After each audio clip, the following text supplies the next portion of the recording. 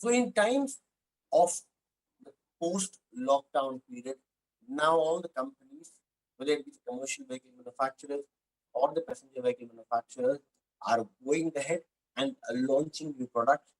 One of them, which is Ashok Leyland. Ashok Leyland today has gone ahead and launched the Boss LX and AE with a new iGen fixed technology, if I'm not wrong, Anuj sir. And to speak about that, to speak what the technology is and how do we really see that going forward and the use of it in the Indian markets. I'm joined by Mr. Ashok Kathuria.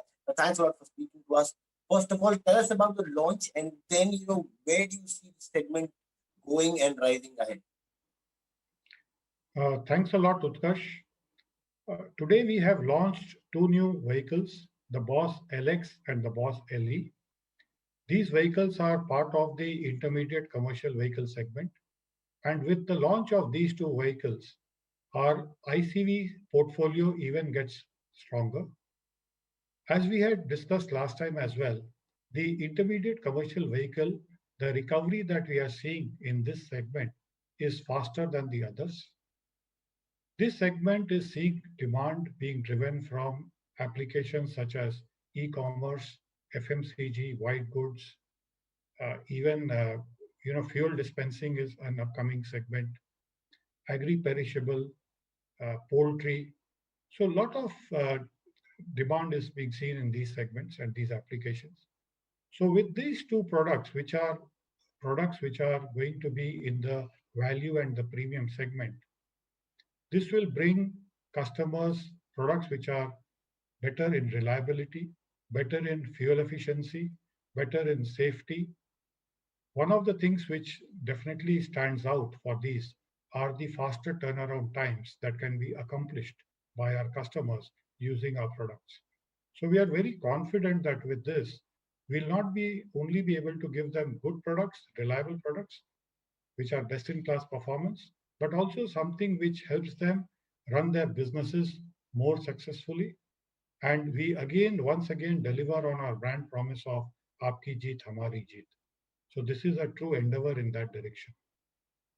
Can you give us a sense about how big the segment at this point of time is for us?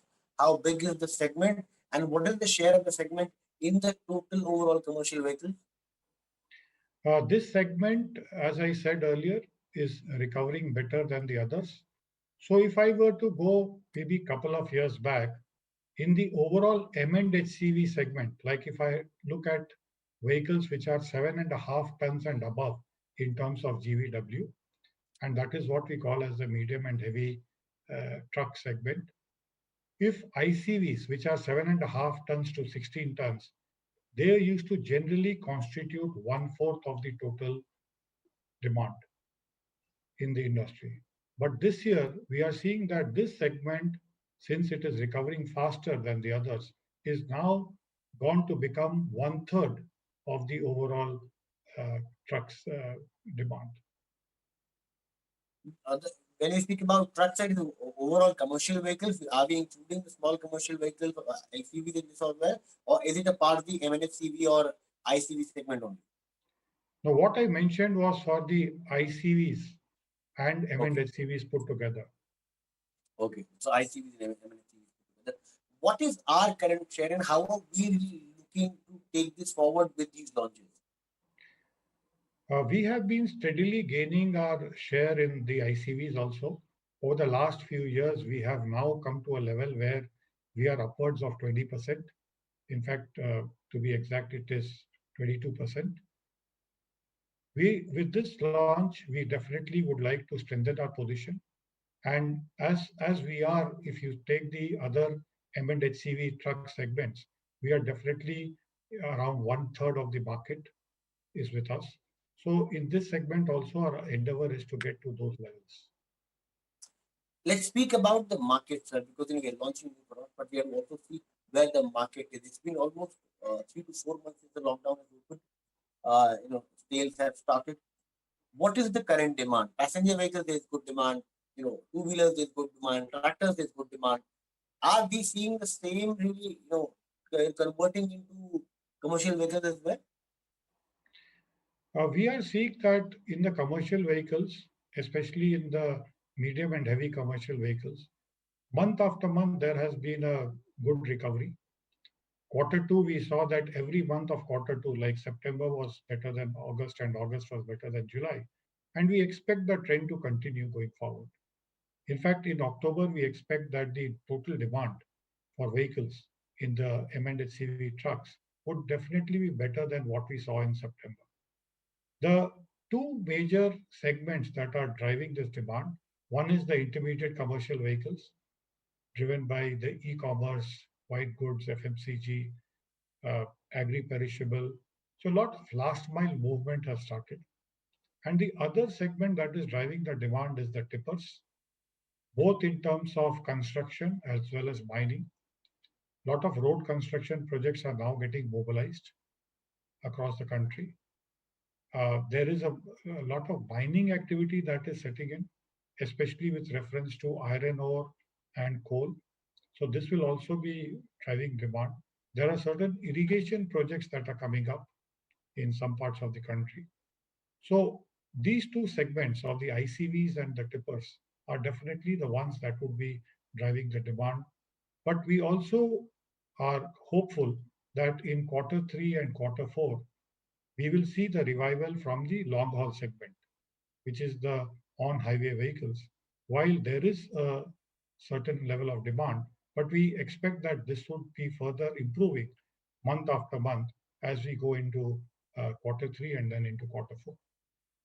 So there's a rural story going in the current market. So, we speak about agri and rural. These are two major things which have helped all the other segments also to grow. Uh, in the commercial vehicle space, also, are we seeing a lot of opportunity in these two spaces, In the space of agri, agri and rural markets? As well? definitely. In fact, for agri and rural markets, the opportunities would be there.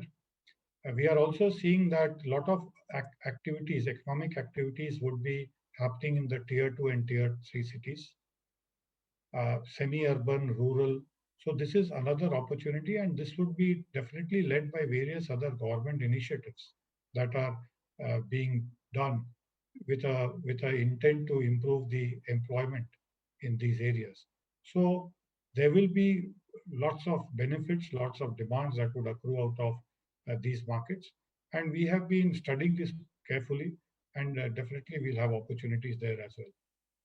Last couple of questions before I let you go. First, about the supply chain. There have been challenges for a very long time. Have we been able to really weed everything out? And what is our current capacity utilization levels looking at? See, as far as supply chain is concerned, yes, definitely in quarter one we had certain challenges. But over the last quarter, like in quarter two, we have been able to iron out all of them. So as we speak, uh, our plants, whether it is our supply chain partners in their manufacturing plants or within our own manufacturing plants, we don't see any major challenges. The plants are in prime condition and they are ready to deliver as per the demand of the market. So there are no challenges around it as we speak. What is the current capacity utilization we are working at, sir? See, again, the capacity that we have is basically depending on the demand from the market, we man our plants and the number of shifts that are being operated. So as of now, we have sufficient capacity to meet the requirements of the market. Last question from my side, sir. If you look at all the other segments, we are seeing the pre-COVID level demand. In fact, many say that this is a pent-up demand which has gone, above and beyond the pre-COVID level demand. In the commercial vehicle space, I know, there's no pent-up demand as such waiting because the fleet operator really waits for the right opportunity and the business to really make that purchase. But by when do you think we'll be in a situation where we will be either better of the pre-COVID demand or in line with the pre-COVID demand? See, last year for the commercial vehicle industry was a challenging year. We had seen a dip in the demand, especially in the wholesale demand, because we were also heading towards the change of emission norms from BS4 to BS6, and therefore the entire pipeline had to be emptied out. This year, we would definitely, by quarter four, we should be start seeing demand, which is more or less similar to what we saw last year in quarter four. But again, we will have to keep our fingers crossed. Month after month, there is a definite revival, and we hope that this will continue going forward. Thank you, sir. Thanks a lot for speaking to us, and best of luck in your new launch and product. Thank you, Uttkarsh.